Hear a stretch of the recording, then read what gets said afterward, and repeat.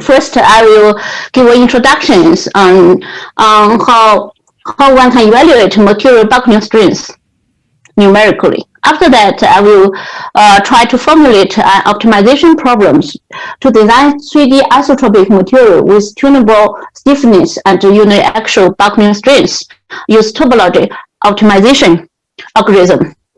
After that, then I'll move on discuss the result I obtains, and also discuss how we can simplify this material macroscopic structures, use feature-based shape parameterizations. Okay, it has been a long tradition to seek the stiffness-optimal materials in the mechanical communities since 1985, and in our group, Professor Wu Sigmund has proposed the isotropic stiffness-optimal plate structures, which reach the Hessian straight-line bound, also the corresponding truss counterpart. And in 2017, Berg proposed closed-wall isotropic plate structures, which shows the optimal stiffness approach Hessian straight-line bound. Also in 2014 and 2017, Moore and Getter proposed this the corresponding truss part of the truss stiffness isotropic materials. However, material stiffness only tells the material resistant to deformations. It's only part of the stories. It doesn't tell us the load capacity of the materials. The load capacity, the unique load capacity of the materials will be described by material strengths. It can be yielding strengths and buckling strengths. In my talk, here I focus on buckling strengths. So for periodic materials, like here shows by these patterns, these materials buckles in different buckling mode. Like here is periodic buckling mode, global shear mode, anti-periodic mode. Now the question is, how could we capture all the possible buckling mode so that we can estimate the material bucklings? In order to do that, we get this one periodic microstructures, and we analyze the material buckling strengths based on these periodic microstructures. How do we do that? Numerically, we can use a homogenization approach to estimate the material buckling strengths. In order to capture both long wavelengths, global shear mode, or short wavelengths, cell periodic and periodic mode, we can apply Block-Floquet, assume the buckling mode following Floquet boundary conditions. Here, this key is wave vectors, which describe how many periods within one period. If we search, this is a 2D case. If we search for K1, K2 over the whole space from 0 to 2 pi, we can get mapping of your critical buckling load factors lambda as K1, K2 functions, as shown by this graph. As we can see, different buckling load patterns can all be captured by here. For example, in this one, it's anti-periodic. It's located at the centers where K1 and K2 equals 2 pi.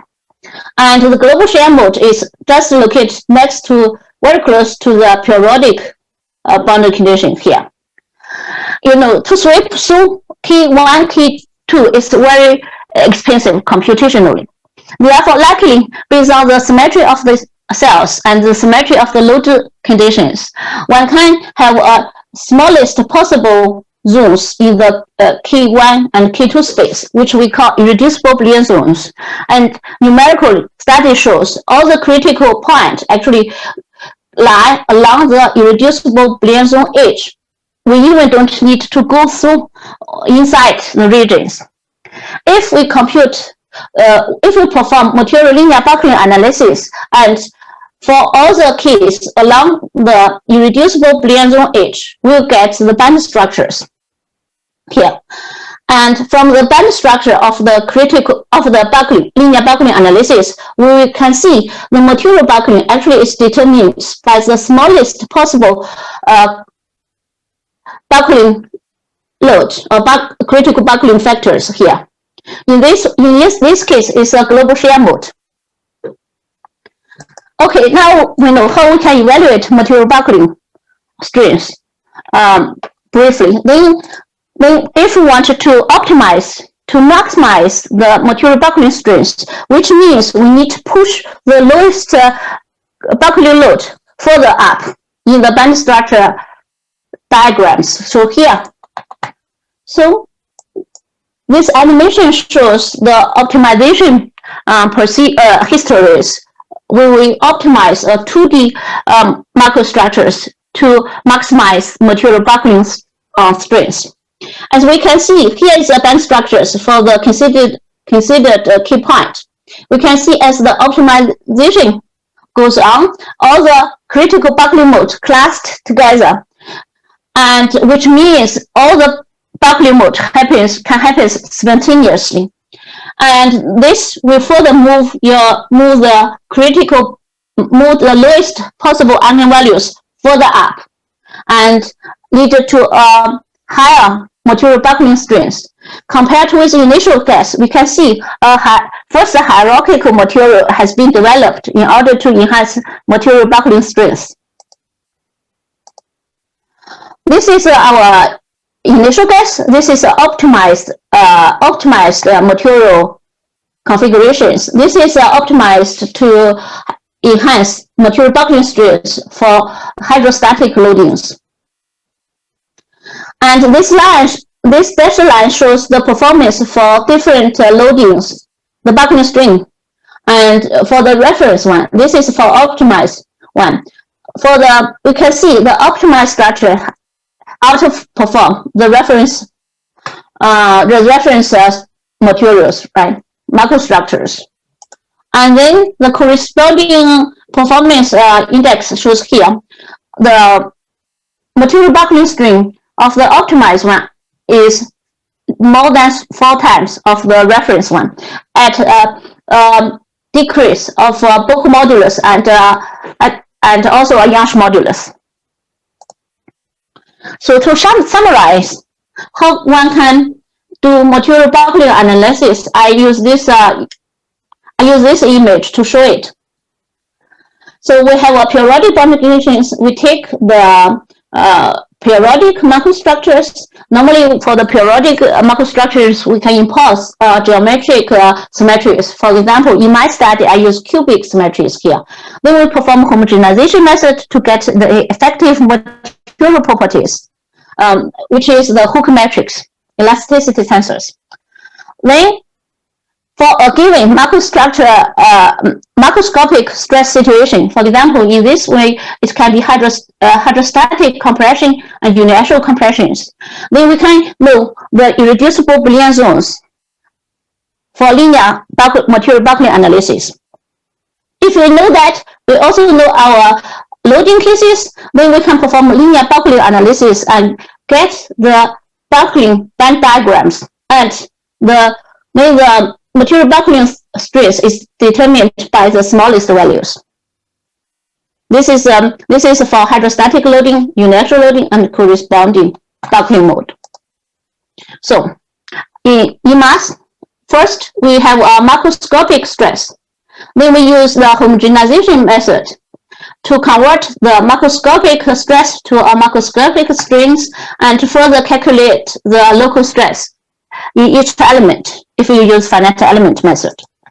And based on the local element, based on the local stiffness situation, we perform a linear buckling analysis on the materials, apply Block-Floquet boundary conditions in order to capture all the possible buckling mode. Then use the linear buckling analysis, we will get band structures. So now we know how we can determine material buckling strength. Based on then, of course, we also because we use homogenization, we also can get the material elastic properties. Based on this, we can formulate our optimization problem to tailor material stiffness and buckling strain response. So the objective here, I formulate, is to minimize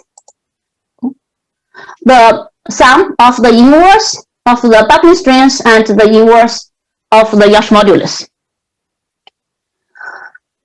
This equation is the 6 equations in order to get the material effective material properties, and this equation is the linear buckling equations.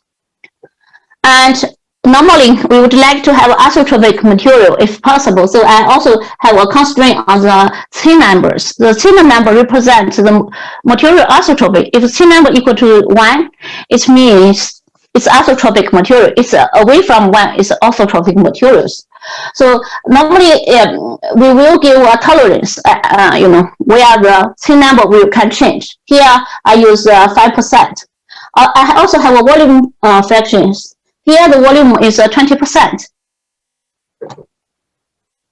and the maximum value of this inverse of material buckling strength, I use the KS function to approximate it, to make it differentiable. It's a very normal, well used in topology optimization community. We use a joint sensitivity analysis to get the sensitivity of objective and constraints with respect to our design variables. And the design variables as element-wise design variable, which represent the material occupations in each element. It can be it is 1 if there's material and 0 if there's no materials. It's known Q linear element has a shear locking problems. Therefore, I use incompatible mode, incompatible element to avoid shear lockings in linear element. I use it's called Q11. In my designs, I first use topology optimization. I would like to have a less scales. I don't want to have a small detail which is difficult to fabricate. Therefore, I have a impose a lens scale of 0.02 to make sure all my design is a single lens scale and no hierarchical material, no hierarchical design is developed. The lens scale actually is imposed to use the well-known robust formulations in topology optimization, where 3 different design realization can consider, and then one represents the erosion process, normal process, and dilation process.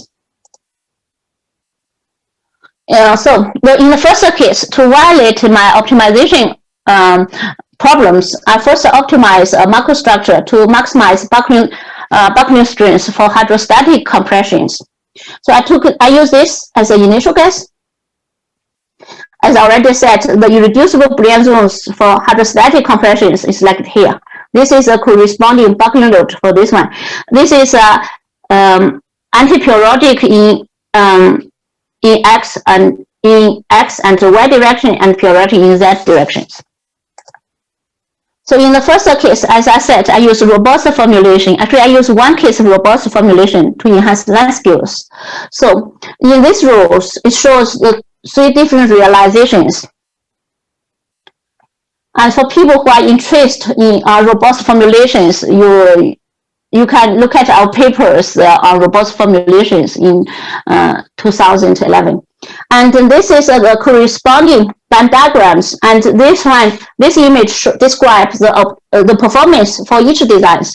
We can see the 3 design realization follow each others, and the eroded designs has worst performance among these 3. And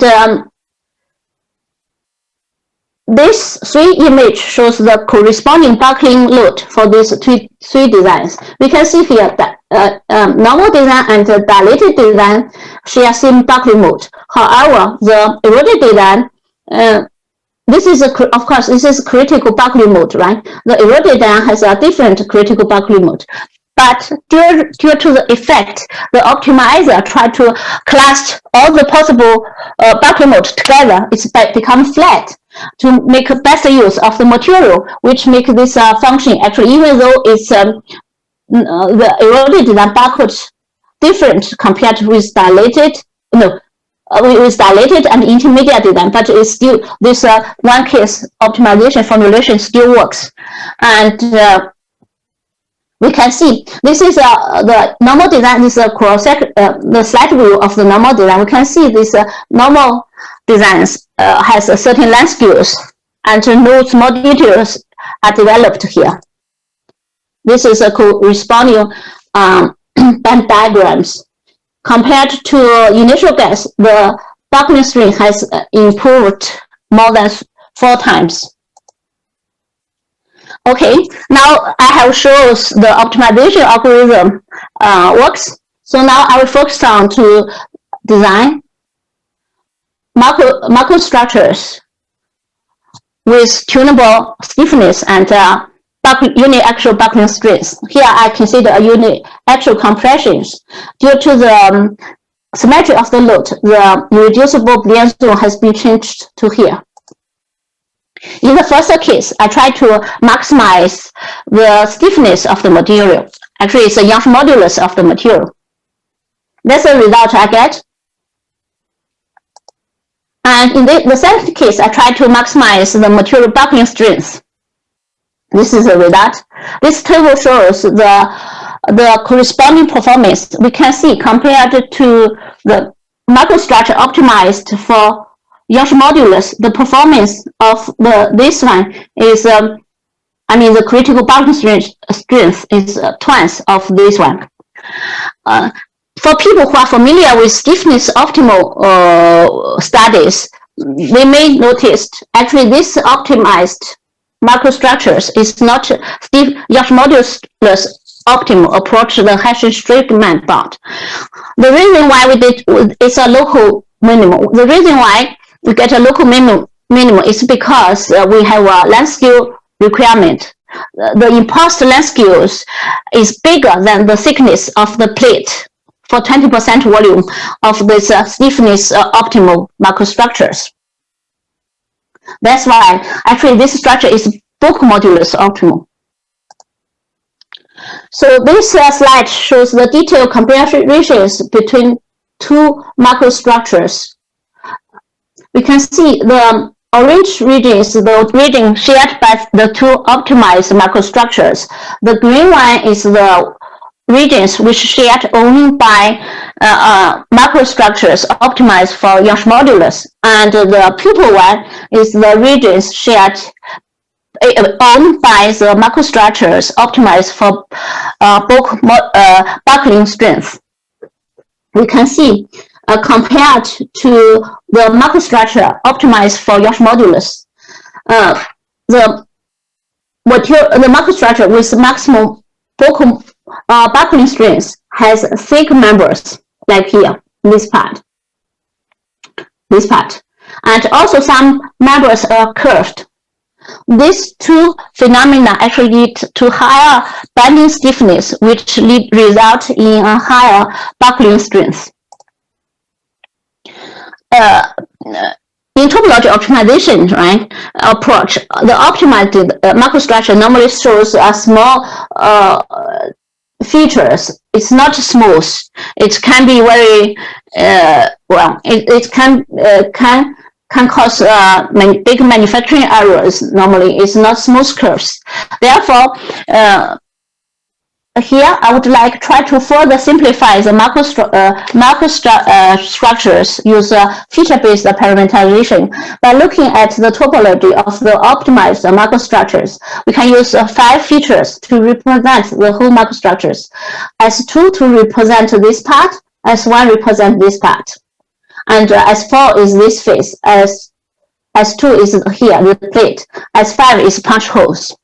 And this image shows the shape parameterized result. So I will try to give a little bit details how can one do feature-based parameterizations. So here I use S1, I use S2, S3, S4 to represent the main body of the microstructures, and I use S like described here. This will form to here. This shows by only 1/8 of the microstructure. This is the main body, main shells, and together with S1, it will form the whole microstructures like here. This is a 1/8 of the microstructure. Then actually S5 is used to punch holes at the center of the microstructures. Again, here I have symmetries. I have cubic symmetries in my microstructures. So now I can parameterize my microstructures. They use geometric features. Therefore, I can further perform shape optimizations to get the best performance. Same as the topology-optimized case. First case, I try to optimize the microstructure to achieve the best Yash modulus. This is the design I have. And in the second case, I try to optimize microstructures to achieve the best buckling strength. This table summarizes the performance.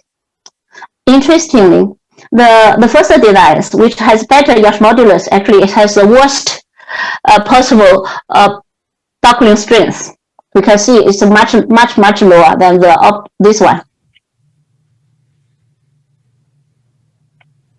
It's even lower than the initial guess for topology-optimized designs.